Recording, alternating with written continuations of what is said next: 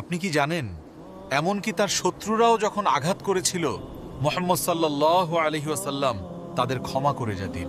আপনি আসসালামু আলাইকুম সম্মানিত দর্শক, এই পবিত্র স্থান থেকে ইসলামের ইতিহাস ও শিক্ষামূলক ঘটনা জানতে এমএমএটস বাংলা চ্যানেলটি সাবস্ক্রাইব করুন এবং আমাদের সাথে থাকুন। মক্কা থেকে দাওয়াত দিতে তায়েফ শহরে এসেছিলেন নবী মুহাম্মদ সাল্লাল্লাহু আলাইহি ওয়াসাল্লাম, কিন্তু এখানকার মানুষ তার কথা শুনতে প্রস্তুত ছিল না। তায়েফ শহরের মানুষ সেই সময় তার দাওয়াত গ্রহণ করেনি, বরং অনেকেই তাকে শহর ছেড়ে চলে যেতে বলেছিল।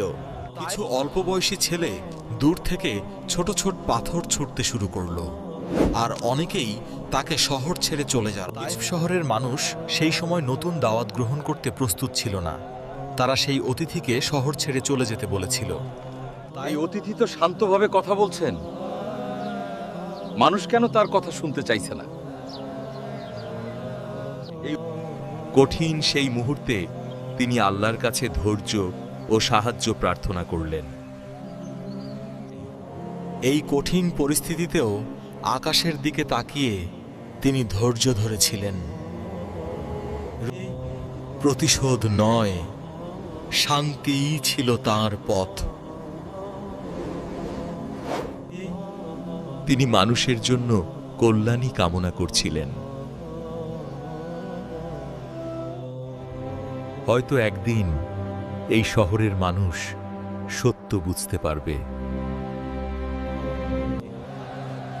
এমন ধৈর্য আমরা আগে কখনো দেখিনি। কষ্টের মাঝেও তিনি ক্ষমা ও দয়ার শিক্ষা দিলেন। এই ঘটনাই ইতিহাসে দয়া ও ধৈর্যের এক মহান শিক্ষা হয়ে আছে। ক্ষমা মানুষের হৃদয় বদলে দিতে পারে। তায়েফের এই ঘটনা আমাদের শেখায়, ধৈর্য, দয়া এবং ক্ষমাই একজন মানুষের সবচেয়ে বড় শক্তি। এমন আরও ইসলামিক ইতিহাস জানতে আমাদের চ্যানেলটি সাবস্ক্রাইব করুন।